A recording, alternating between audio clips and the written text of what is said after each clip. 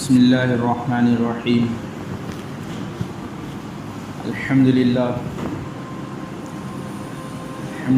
وکفی وسلام علی عبادہ الذین اصطفی اما بعد فاعوذ باللہ من الشیطان الرجیم بسم اللہ الرحمن الرحیم والفجر وليال عشر والشفع والوتر وقال النبی صلی اللہ تعالی علیہ وسلم ان اللہ لا ينظر الى صورکم واموالکم ولكن ينظر الى قلوبکم واعمالکم او کما قال علیہ الصلاۃ والسلام۔ میرے بھائیوں، عزیزوں، بزرگوں، دوستوں اور دینی بھائیوں، اللہ تعالیٰ کا بہت بڑا فضل و احسان ہے کہ ماہ ذی الحجہ شروع ہونے والا ہے۔ یہ اسلامک مہینہ کا آخری مہینہ ہے اور یہ بہت ہی زیادہ فضیلت والا مہینہ ہے۔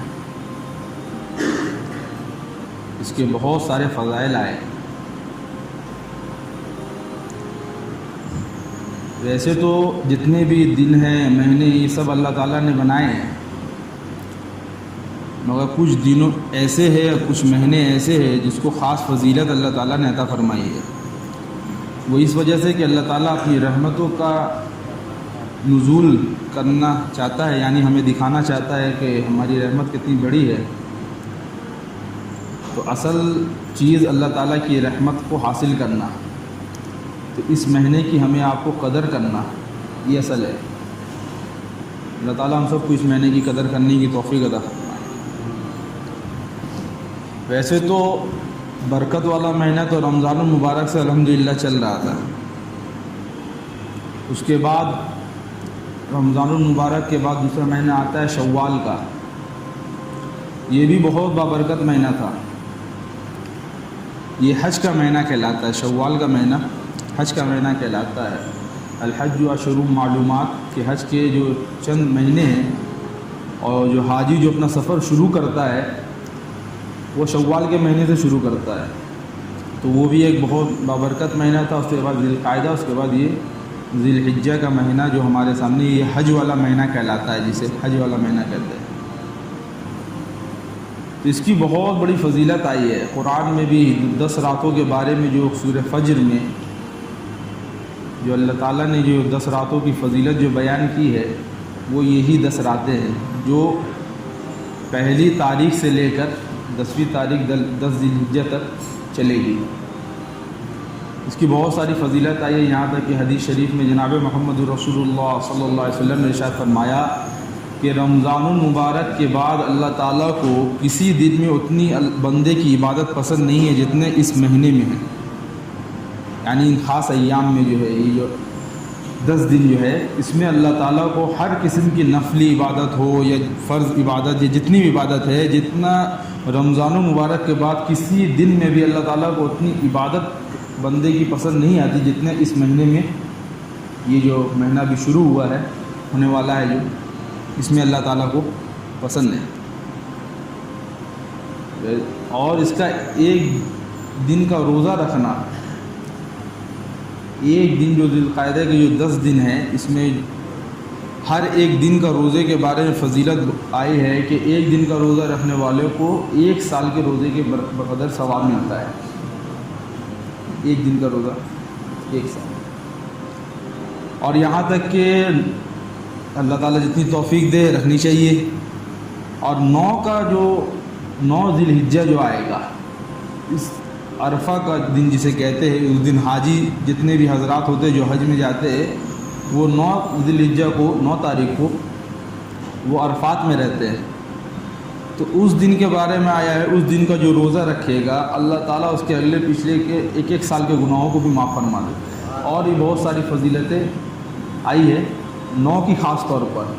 ویسے تو پورا یہ مہینہ ہی ہے عبادت کے لیے، اور اس میں جتنی بھی نفلی عبادت زیادہ سے زیادہ کریں گے ثواب بہت زیادہ ملے گا۔ خاص طور پر اگر جس کو توفیق مطلب پورے روزہ نہیں رکھ سکتا، کم سے کم 9 کا تو ضرور کیا کرنا چاہیے۔ یہ تو فضیلتیں ہیں اس مہینے کی۔ کچھ احکام بھی ہے اللہ تعالیٰ کے، کچھ حکم بھی ہے کہ جو حضرات قربانی کرنے کا ارادہ جن کا ہو، جو حضرات کا اللہ تعالیٰ نے صاحب حیثیت حضرات ہے جو قربانی کرنے کا جن کا ارادہ ہو کہ قربانی کریں گے، تو وہ چاند جب نکل جائے تو چاند نکلنے کے بعد وہ اپنے بال اور ناخن وغیرہ نہیں کاٹیں گے۔ یہ ایک حکم ہے، مستحب عمل ہے۔ ویسے تو اللہ تعالیٰ کی جتنی بھی جو حکم اللہ تعالیٰ نے ہمیں آپ کو دیا ہے، ہر کے پیچھے کچھ نہ کچھ حکمت ہے، وہ ہمارے عقل اس قابل نہیں ہے کہ اس کو سمجھ سکے۔ اب یہ ناخن نہیں کاٹنا، بال نہیں کاٹنا، اس کی کیا حکمت ہو سکتی ہے؟ تو اسی کو بس اللہ کا حکم ہے، نبی نے کہہ دیا ہے، بس اس کو مان لینا ہے۔ مگر پھر بھی علماء اکرام نے ایک حکمت یہ بیان کی ہے، اس کی وجہ یہ ہے کہ یہ جو حضرات حج میں جاتے ہیں یا عمرے میں جاتے ہیں، تو جب احرام کی حالت میں ہوتے ہیں تو ان کے اوپر میں کچھ چیزیں، کچھ شرائط لاگو ہو جاتی ہے۔ ان میں سے ایک یہ بھی ہے کہ وہ سلا ہوا کپڑا نہیں پہنیں گے حاجی حضرات، اور ناخن وغیرہ نہیں کاٹیں گے، بال وغیرہ نہیں کاٹیں گے۔ یہ اللہ تعالیٰ کی طرف سے ایک حکم ہے حاجیوں کے لیے۔ تو ہم اور آپ حضرات جو یہاں پر موجود ہے، اس اتنی بڑی حج والی فضیلت سے ہمیں بھی کچھ حصہ مل جائے، تو اس کی ایک نقل کی صورت میں اللہ تعالیٰ کے نبی نے حکم دے دیا کہ تم لوگ بھی جو حج میں نہیں گئے یا عمرہ میں نہیں گئے، تو وہ ان کی یہ نقل کر لے کہ وہ بھی کیا نہ کرے، ناخن اور بال وغیرہ قربانی تک نہ کاٹے، ایسے ہی چھوڑ دے،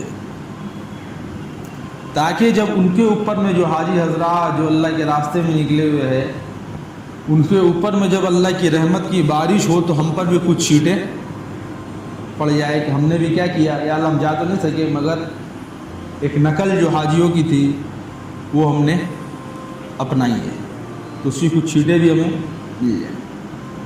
اب یہ جو مہینہ ہے، اس مہینے میں جو اللہ تعالیٰ کے حکم میں ایک حکم تو یہی ہے کہ ناخن اور بال چاند نکلنے کے بعد جو حضرات قربانی کا ارادہ وہ کیا نہیں کریں گے، نہیں کاٹیں گے، یہ مستحب ہے۔ دوسرا جو ہے اس میں ہمارے لیے جو ہے وہ ہے تکبیر تشریق کا پڑھنا، کیونکہ ان ایام میں یاد رکھیے بہت ایسی عبادتیں اللہ تعالیٰ نے ہمیں دی ہے جو عام دنوں میں نہیں ہیں۔ ذی الحجہ کے مہینے میں جو عبادتیں اللہ تعالیٰ کی طرف سے ہمیں دی گئی ہے وہ عام دنوں میں نہیں ہے۔ خاص طور پر دو عبادت، ایک حج جو عام دن میں نہیں ہو سکتا، اور دوسرا قربانی۔ دونوں اگر آپ عقل کے لحاظ سے دیکھیں گے تو دونوں عجیب عبادت ہے۔ حج عاشقانہ عبادت ہے، ویسے تو آپ پورے دین میں دیکھیں گے بھائی نظافت، صاف صفائی، ہر وقت رہنا، مگر حاجیوں کو کہا جاتا ہے کہ جب حج میں حاجی وہ اتنا زیادہ پکا جو جتنا زیادہ میلا کچیلا وہاں رہے۔ تو جو حکم اللہ تعالیٰ کی طرف سے جیسا دیا جائے اس کو ماننا اصل ہے، نبی کے طریقے پر اس کو پورا کرنا اصل ہے، اپنا عقل کا گھوڑا لگانا۔ بہت سارے لوگ قربانی کا موقع آیا تو کہتے ہیں بھائی قربانی میں اتنے جانور ذبح ہوتے ہیں، کیا فائدہ، اس سے اچھا کسی غریب کو دے دیا جائے۔ یہ بیوقوفی والا کام، یہ کم عقلی والا کام۔ اصل مقصد وہ نہیں ہے۔ اگر مقصد گوشتی اگر ہوتا کہ بھائی غریب کو گوشت دینا ہے تو ایک ترتیب بن جاتی ہے، بھائی کچھ لوگ اب اس مہینے میں کریں گے، کچھ لوگ اگلے مہینے میں کریں گے، تاکہ پوری زندگی غریب گوشت کھاتے رہتا۔ مقصد وہ نہیں ہے گوشت، مقصد ہے اتباع نبی کے طریقہ۔ ورنہ آپ غور کریں، حج میں حاجی جاتے ہیں تو بہت زیادہ بھیڑ ہوتا ہے۔ حجر اسود کا بوسہ لینا تو قریب سے تو بہت ہی مشکل، جب تک لڑائی پٹائی نہیں کریں گے تب تک آپ آگے نہیں پہنچ سکتے۔ مگر جب حج کے ایام آ جاتے، حج کا 5 دن آ جاتا ہے تو جتنے حاجی ہوتے وہ سب چلے جاتے ہیں مینا میں،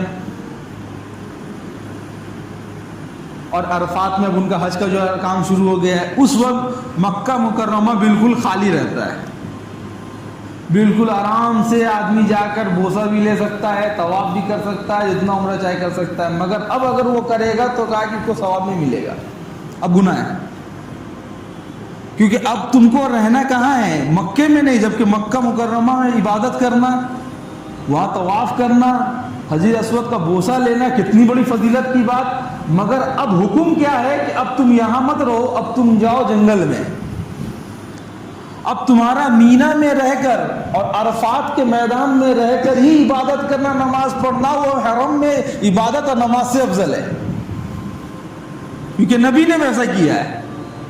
تو جو نبی کر کے گئے تو اصل وہ ہے، جو نبی بتا کر گئے اصل طریقہ وہ ہے۔ جگہ کوئی معنی نہیں رکھتا، حرم ہے یا مدینہ ہے یا مدینہ منورہ ہے، مدینہ شریف ہے یا حرم پاک ہے، یہ کوئی چیز معنی نہیں رکھتا، اصل اتباع معنی رکھتا ہے۔ اب کوئی چاہے کہ بھائی حج میں گیا ہے اور وہ سوچے کہ اب حجر اسود کو تو بوسہ آرام سے لے لیں گے، ابھی آگے حرم میں، تو کہا کہ یہ غلط ہے، اب گناہ ہے، عبادت کر رہا ہے مگر کیا گناہ نہیں، اب آپ کے لیے وہیں رہنا افضل ہے۔ اب آپ کے لیے شیطان کو پتھر مارنے کے لیے کنکڑی چننا افضل ہے، نہ کہ حجر اسود کا بوسہ۔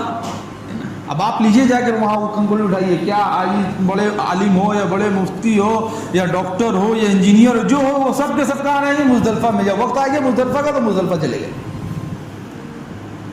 اب آپ اسی میدان میں رہنا ہے، وہی جو ارکان جو بتائے جاتے ہیں حج کے وہی پورا کرنا۔ اب یہی اتباع، یہی آپ کے لیے کیا ہوگا؟ نجات کا ذریعہ ہے، یہی حج ہے، اتباع۔ بظاہر بتایا جاتا ہے صاف صفائی، مگر اب کیا جاتا ہے؟ نہیں، اب گندے رہو اللہ کے یاد میں، اور یہ کہ لبیک پڑھتے چلو۔ تو حاجیوں کی نقل ایک تو یہ ہو جائے گی ہمارے لیے کہ ہم ان کی طرح کیا نہیں کریں گے، اپنے ناخن وغیرہ اور بال وغیرہ نہیں کٹائیں گے، اور دوسری نقل کہ حاجی جو ہے وہ لبیک پڑھے گا۔ اور ہمارے لیے ہے کہ ہم اللہ کے نبی جناب محمد رسول اللہ صلی اللہ علیہ وسلم نے ارشاد فرمایا کہ 9 تاریخ کی فجر سے 13 تاریخ کی عصر تک تکبیر تشریق ہمیں آپ کو پڑھنی ہے۔ ہر فرض نماز کے بعد واجب ہے، مرد ہو عورت ہو، مرد کے لیے ہے کہ وہ زور سے پڑھے مسجد میں کہ تھوڑا گونجے آواز، اور عورتوں کے لیے وہ گھر میں پڑھیں گے آہستہ آواز سے پڑھیں گے، اللہ اکبر اللہ اکبر لا الہ الا اللہ اللہ اکبر وللہ الحمد۔ ایک بار پڑھنا واجب ہے، پڑھنا ہے ہر فرض نماز کے بعد، یہ ہمارے لیے حکم ہے اس مہینے میں یہ کرنے کا۔ اب مسئلہ آیا ہے کہ اب اللہ معاف کرے ہوتا کیا ہے کہ حاجی حج میں بھی جا کر بھی وہاں پر بھی یہ تکبیر تشریف یہ لبیک وہ بھی نہیں پڑھتے۔ اللہ عبادت فرمائے جو جا رہے ہیں وہ خوب پڑھے، ابھی باقی ہے فی الحال زیادہ سے زیادہ پڑھنا چاہیے۔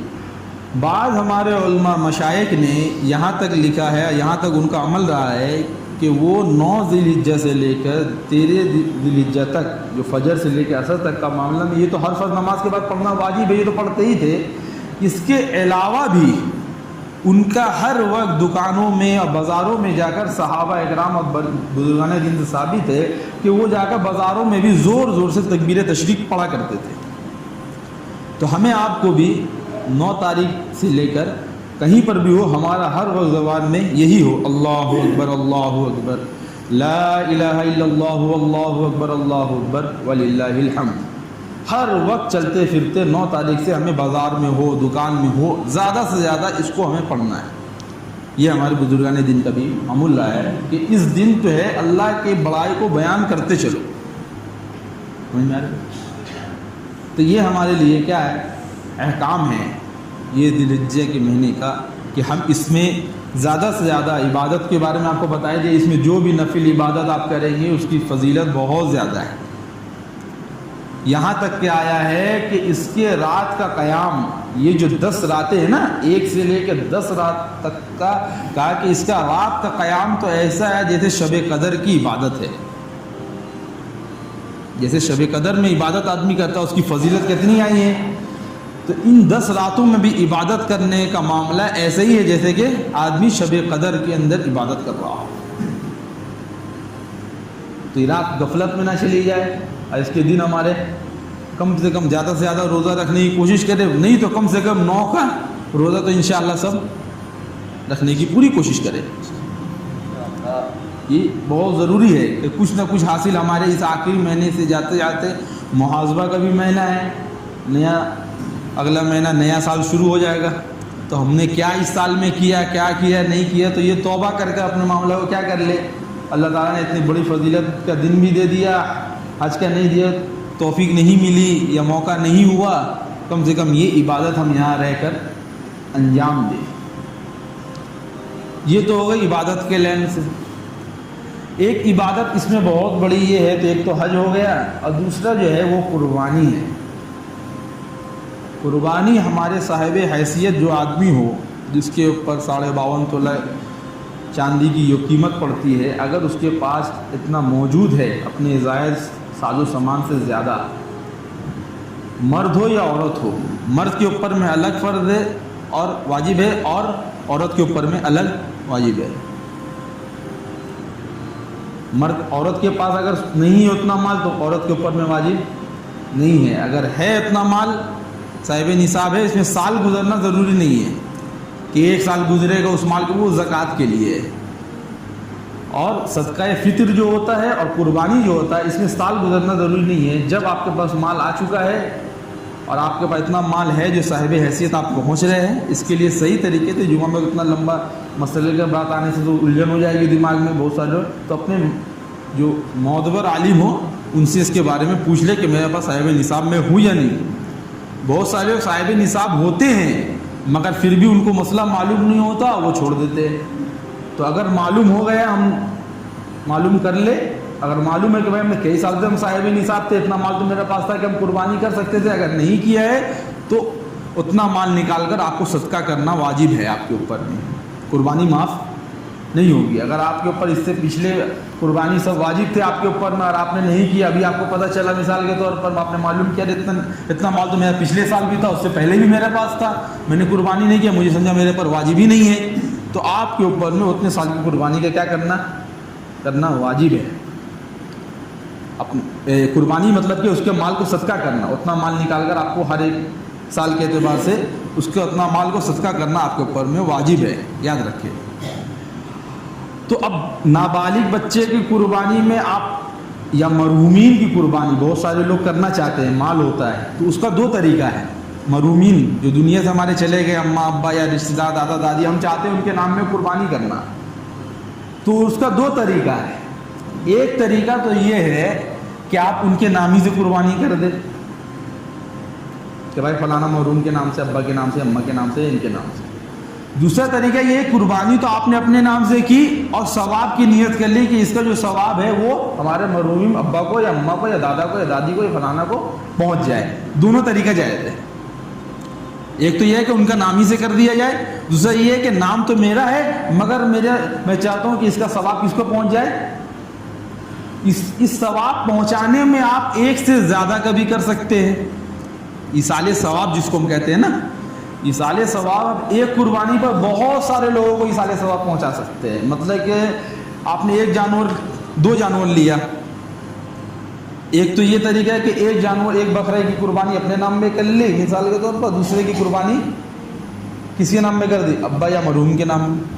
دوسرا طریقہ یہ ہے کہ ایک تو اپنے نام میں تو کی ہے، اس کا ثواب پہنچا دیا ہم نے کیا، اپنے ابا کو یا جس کو بھی مرحومین کو پہنچا دیا۔ یا پھر ہمارے نابالغ بچے گھر میں ہیں، 4-5 بھائی یا ہمارے نابالغ بچے ہیں، ان کے ہر ایک کے نام میں قربانی ہم نہیں کر سکتے، تو یہ بھی کر سکتے ہیں، ایک قربانی کیا اس کا ثواب جو ہے وہ ان نابالغ بچوں کو پہنچا دے، یہ بھی کر سکتے ہیں۔ مگر اگر بچہ بالغ ہے، خود کماتا ہے، مسئلہ ہے کہ یہ بھی ذہن میں رکھے، یا کوئی ایسا آدمی ہے آپ کا رشتہ دار ہے یا آپ کا بیٹا یہاں پر نہیں کہیں باہر کام کر رہا ہے اور وہ خود مالدار ہے اور آپ نے اس کو بغیر بتائے یہاں قربانی کر دی اس کے نام پر، تو قربانی نہیں ہوگی، یاد رکھیں۔ آپ کا اگر کوئی بیٹا بالغ ہے یا کوئی بھی اپنا بھائی بالغ ہے، وہ صاحب حیثیت خود ہے، تو اس کو بغیر بتائے آپ نے یہاں اس کی گوانے میں قربانی کر دی اس کے نام سے، اس کو اطلاع بھی نہیں کیا اور اس نے بھی قربانی نہیں کی، اس کو یار پتہ ہی نہیں، تو کہا کہ اس کے نام سے قربانی نہیں، اس کو اطلاع کرنا ہوگا، وہ اجازت دے گا کہ ہاں کر دو میرے نام سے، تو کرنے پر ہوگا۔ یہ زندوں کے بارے میں۔ مردے کے بارے میں اگر انسان مرنے سے پہلے وصیت کر کے جا رہا ہے، ابھی حال فی الحال مرنے والا، سمجھ میں آئی ہے کہ عید بقرعید نہیں دیکھے گا، اس نے وصیت کر دیا کہ میں مر گیا بقرعید سے پہلے تو میرے نام میں کیا کر دینا، قربانی کر دینا۔ اگر وہ وصیت کر کے جا رہا ہے تو اس کی تہائی مال میں سے، جتنے اس کے پاس مال ہے اس کی تہائی میں سے اس کے نام پر قربانی کرنا واجب ہوگا۔ اگر وصیت کر کر نہیں گیا ہے تو کوئی یہ نہیں ہے، مگر مال بھی اتنا ہو، اب مالی تھوڑا سا ہو تو وہ الگ بات ہے پھر، مگر جتنا مال ہے اس کا تہائی میں سے اس کو قربانی کا اگر نصاب بیٹھے گا، پیسہ اتنا بچ رہا ہے تو اتنا مال میں قربانی کرنا واجب ہوگا، یاد رکھیں، ٹھیک ہے۔ تو اپنے نام میں بھی بیوی کے پاس اتنا مال ہے عورت کے پاس میں تو وہ اپنی قربانی خود کرے گی۔ ہاں اگر وہ اپنے شوہر کو کہہ دیتے آپ میری طرف سے کر دیے، وہ کر دے گا تب ہو جائے گا، اس کو اطلاع ہونا، اس کو معلوم ہونا کہ میرے نام سے قربانی کی جا رہی ہے، اب میں نے کہا ہے، یہ ہونا ضروری ہے زندوں کے لیے۔ اور مردوں کے لیے آپ جتنی بھی قربانی کر کر آپ ثواب جس کو چاہے پہنچا دیں، پہنچ جائے گا، وہ بھی طریقہ ہے، اور اس کے نام پر قربانی کر دے وہ بھی طریقہ ہے، یاد رہے گا انشاءاللہ۔ اور مزید نہیں سمجھ میں آ تو اس کے بارے میں علماء سے بیٹھ کر معلوم کر لیں، یاد رکھے، مسئلہ مسائل کی چیز ہے، یہ ذہن میں رہے قربانی پہلے۔ جانور کے بارے میں یاد رکھے کہ اب یہ قربانی جو ہم کریں گے جانور لینا، تو جانور تو عام طور پر متعی کیا لیا جاتا ہے، بکرا ہے، بکری ہے، اور آپ کے کیا نام ہے بڑے جانور میں گائے، بیل، بھینس، یہ سب آئے گے، اونٹ ہے۔ مگر عمر کے لحاظ سے آپ اتنا یاد رکھیں کہ بکرا کا 1 سال مکمل ہونا ضروری ہے، 1 سال سے کم کا بکرا یا بکری نہیں چلے گا، 1 سال پورا مکمل ہونا ضروری ہے۔ جو 2 دانت بولتے ہیں نا، 1 سال میں آتا ہے وہ بکرے کا۔ اور گائے جو بڑے جانور ہے، گائے ہے، تو اس کے لیے 2 سال کا ہونا ضروری ہے، 2 سال سے کم کا گائے نہیں چلے گا، گائے بیل یا جو بھی یہ بڑے جانور میں ہے۔ اور اونٹ کے بارے میں یاد رکھے 5 سال مکمل اونٹ کا عمر ہونا ضروری ہے، 5 سال سے کم کا اونٹ قربانی نہیں ہوگا۔ سمجھ میں آ رہی بات؟ آج کل دھوکہ کا زمانہ ہے، نقلی دام بھی لگا کے معلومہ بھیج دیتے ہیں کھسی بکری میں، تو اسی لیے ہاں اگر بھیڑ یا دمبا ہے وہ 6 مہینے سے زیادہ ہے اور وہ دیکھنے میں لگتا ہے کہ 1 سال کا، بھیڑ یا دمبا جو ہوتا ہے نا جانور، وہ اگر جو ہے اگر 6 مہینے سے زیادہ کا ہے اور دیکھنے میں لگ رہا ہے کہ 1 سال کا، تو اس کو وہ اس میں گنجائش ہے کہ وہ قربانی ہو جائے گا۔ اصل عمر دیکھنا ہے۔ ایک آدمی اگر خود بکرا پال رہا ہے، 1 سال ہو گیا مگر دانت نہیں ہوا، وہ دودھ کے دانت والا نہیں، پروسیس نہیں ہوا، تو کوئی مسئلہ نہیں ہے، آپ قربانی کر سکتے ہیں۔ سال مسئلہ ہونا ضروری ہے، دانت اصل نہیں ہے، اصل سال ہے۔ مگر دوسرے کے اوپر میں اعتبار کر کے نہیں کرنا کہ بھائی فلانا تو کہہ رہا ہے کہ بھائی ہو گیا، نہیں، اس کے اوپر اعتبار نہیں ہوگا۔ آپ اگر خود پالے ہیں جانور کو، 1 سال ہو گیا بکرا کا، تو آپ اس کا دانت ہوا یا نہ ہوا اس کا کوئی میٹر نہیں ہے، آپ قربانی کر سکتے ہیں۔ مگر کسی آپ سے خرید رہے، وہ اگر آپ کو کہہ رہا ہے نہیں بھائی 1 سال ہو گیا ہے مگر دانت نہیں، یہ سب مسئلہ آ رہا ہے، تو آپ قربانی نہیں کر سکتے، اس لیے کہ اس اعتبار اس کا نہیں کیا جائے گا۔ تو جانور میں عمر کے لحاظ سے یہ چیزوں کو دیکھنا ضروری ہے۔ اور یہ بھی ہے کہ جانور اچھا ہونا چاہیے، سمجھ میں آ رہی بات؟ بعض لوگ ایسے لاتے ہیں کہ کہیں یہ دیکھنے کے بعد وہ پہنچ جائے بس کل کھانا تک، اللہ اللہ کر کے بس ذبح ہونے کے دے رہی ہے۔ بعض لوگ تو ایسا لاتے ہیں، تو ایسا جانور نہیں، دیکھنے میں ٹھیک ٹھاک سا ہو، دیکھنے میں بھی ٹھیک ٹھاک سا ہو، خوبصورت جانور ہو۔ اندھا کانا جانور نہیں چلے گا، تہائی سے اگر کان کٹا ہوا ہے تب بھی نہیں چلے گا، دم تہائی سے کٹا ہوا ہے تب بھی نہیں چلے گا۔ عیب دار مطلب جو جانور میں عیب نظر آ گیا، کسی کو بھی لگ رہا ہے کہ دنیا بزنس والے سمجھے کہ اس کے اندر میں ایک عیب ہے، تو وہ عیب دار جانور نہیں چلے گا قربانی میں، یاد رہے گا انشاءاللہ۔ یہ ساری چیزیں اور بھی بہت ساری چیزیں ہیں جو آپ کو اپنے معلوم کر کر اس کے اوپر عمل، یہ شریعت کا قانون ہے، اس کے اوپر میں چلنا، معلوم کرنا، یہ آپ کی ذمہ داری ہے۔ ہر لائن جو لائن کے اوپر میں آپ کے اوپر جو احکام فرض ہو رہے ہیں، مثال کا نماز فرض ہے تو نماز کے بارے میں جاننا آپ کے اوپر میں فرض ہو چکا، قربانی آپ کے میں واجب ہے تو آپ کو اس کے بارے میں جاننا کیا ہو گیا، واجب ہو چکا ہے۔ تو ان مسائل کو ذہن میں رکھے کہ قربانی میں جانور کیسا ہو، اور قربانی جو جانور کریں گے اس کے گوشت کا مسئلہ بھی یاد رکھے کہ اس کے گوشت کے افضل یہ ہے کہ اس کے 3 حصے کیے جائے، گوشت کے کتنے حصے؟ 3 حصے کیے جائے۔